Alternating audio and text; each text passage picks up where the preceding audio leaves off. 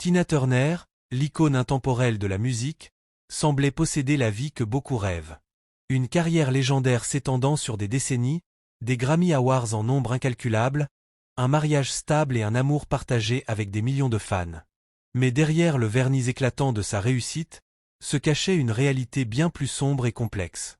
Presque un an après sa disparition, son mari, Irwin Bach, s'est enfin confié sur les luttes silencieuses de Tina, révélant une vie marquée par l'abandon, la douleur et une résilience sans faille. Née Anna Mae Bullock le 26 novembre 1939, dans la petite ville de Nutbush, Tennessee, Tina grandit dans une famille de métayers. Ses premiers souvenirs sont ceux des champs de coton, des journées interminables sous le soleil brûlant, une enfance où l'innocence se heurtait déjà à la dureté de la vie.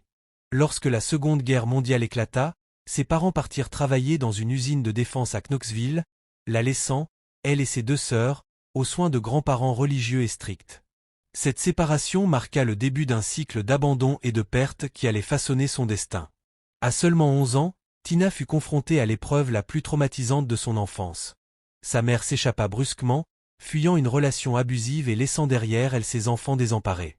Le sentiment d'être indésirable et non aimée s'enracina profondément en elle, forgeant une indépendance précoce mais teintée de solitude. 2 ans plus tard, son père se remaria et partit pour Détroit, emmenant ses nouveaux enfants, tandis que Tina et ses sœurs étaient envoyées vivre chez une autre grand-mère à Brownsville. C'est là que Tina commença à tracer son propre chemin, travaillant comme femme de ménage tout en nourrissant un rêve encore lointain, la musique. Les tragédies ne cessaient jamais de frapper. Adolescente, Tina perdit sa demi-sœur Evelyn et 2 cousins dans un accident de voiture.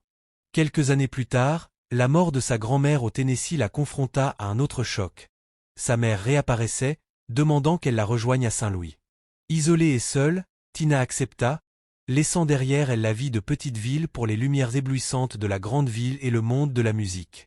À Saint-Louis, le destin frappa à sa porte, une rencontre avec Ike Turner et son groupe, les Kings of Rhythm, lors d'une performance au Manhattan Club. À seulement 18 ans, Tina saisit son moment, montant sur scène pour une interprétation improvisée qui électrisa le public. Ike Turner, impressionné, l'invita à rejoindre le groupe en tant que chanteuse permanente. Ainsi naquit Tina Turner, la reine des Kings of Rhythm. Mais la gloire vint avec ses propres chaînes. Tina se retrouva enceinte à 18 ans, abandonnée par sa mère, et devait naviguer seule à travers la maternité et les défis d'une carrière naissante. Son fils, Craig, devint un pilier d'amour dans une vie marquée par l'isolement. Et tandis qu'Ike Turner prenait le contrôle de sa carrière et de son nom, Tina apprit à se battre pour sa musique, son identité, et plus tard, sa survie. Leur union fut autant passionnée que destructrice, marquée par des infidélités, des manipulations et des luttes de pouvoir constantes. Alors que Tina Turner grimpait les échelons de la célébrité, la scène était son refuge et son champ de bataille. Ike Turner restait en arrière-plan, dirigeant le groupe et imposant sa volonté avec une poigne de fer.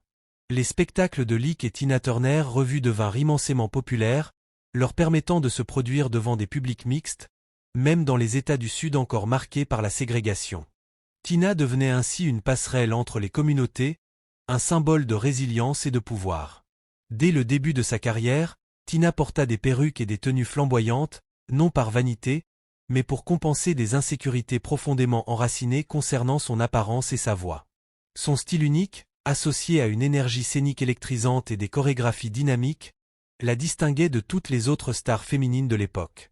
Mais derrière l'éclat de la scène, la vie privée de Tina était marquée par la violence et l'oppression. Ike Turner, obsédé par le contrôle et le succès, recourait souvent à la violence pour imposer sa domination. Les coups, les humiliations, les abus physiques et émotionnels devinrent le quotidien de Tina. Elle montait sur scène peu de temps après avoir été frappée, avec des lèvres tuméfiées et des yeux au beurre noir, transformant sa douleur en performance spectaculaire. La maternité ajouta encore à la complexité de sa vie. En 1962, elle donna naissance à Ronnie, son deuxième fils, rejoignant Craig et les enfants d'Ike sous un même toit. Pourtant, les préoccupations de Tina concernant l'équilibre entre famille et tournée étaient souvent ignorées. La violence, les infidélités publiques et l'instabilité d'Ike plongèrent Tina dans un abîme de peur et de solitude. En 1968, acculée par les abus et la pression, Tina tenta de mettre fin à ses jours avec une overdose de Valium. Ce moment, quoique sombre, fut une révélation. Elle devait s'échapper pour survivre. Le divorce finalisé en 1978 lui permit de reprendre son nom, son identité, et de reconstruire sa vie. Avec courage, elle transforma la tragédie en triomphe, affrontant la scène musicale seule et redéfinissant ce que signifiait renaître. Parallèlement, Tina trouva un refuge spirituel dans le bouddhisme à Los Angeles en 1973. Consacrant jusqu'à 4 heures par jour à la méditation et au chant, elle trouva la force de guérir et de se reconstruire, unissant foi, discipline et détermination pour émerger de l'ombre et de la douleur. Tina Turner, déjà légendaire, affronta désormais le monde en tant qu'artiste indépendante. Son courage et sa détermination la propulsèrent sur la scène internationale, mais les critiques ne cessèrent jamais, en particulier pour sa décision de se produire en Afrique du Sud pendant l'apartheid. Tina, honnête et naïve, admit plus tard qu'elle ignorait les complexités politiques du pays, mais cela ne ternit en rien sa volonté de reconstruire sa carrière. Le début des années 1980 marqua un tournant grâce au vidéoclip. Sous la direction d'un nouveau manager, Tina saisit l'opportunité avec le single Ball of Confusion, devenant l'une des premières artistes féminines noires à apparaître sur MTV. Sa popularité grimpa en flèche, surtout en Europe, et à 45 ans, elle atteignit enfin la célébrité sous son propre nom. L'album Private Dancer, produit en seulement 14 jours au Royaume-Uni, avec la contribution de Mark Knopfler, catapulta Tina Turner au sommet de l'histoire du rock. Des hits comme What Has Love Got to Do With It firent d'elle une superstar mondiale. Pourtant, même au sommet, Tina Turner resta humble et autocritique. Elle ne se percevait jamais comme une déesse du rock, se comparant souvent à un poney maladroit. Les obstacles continuaient, en 1991, le Rock and Roll Hall of Fame l'intronisa, mais seulement en tant que membre de Ike et Tina Turner revue. Tina choisit de ne pas assister à la cérémonie, refusant de partager la vedette avec son ancien agresseur. La vie personnelle de Tina fut tout aussi intense. Elle rencontra Ervin Bach en 1986 à l'aéroport d'Heathrow, une rencontre qui allait changer sa vie. Ensemble, ils vécurent plus de 3 décennies de bonheur, mariés en 2013. Peu après, Tina subit un AVC sévère, mais sa résilience légendaire lui permit de réapprendre à marcher. Elle survécut également à un cancer intestinal et à une insuffisance rénale, recevant finalement un rein offert par son mari, symbole de leur lien indéfectible. En 2013, Tina renonça à sa citoyenneté américaine et devint citoyenne suisse, vivant paisiblement avec son mari à Zurich. Même après tant de vicissitudes, Tina Turner conserva son esprit indomptable jusqu'à ses derniers jours.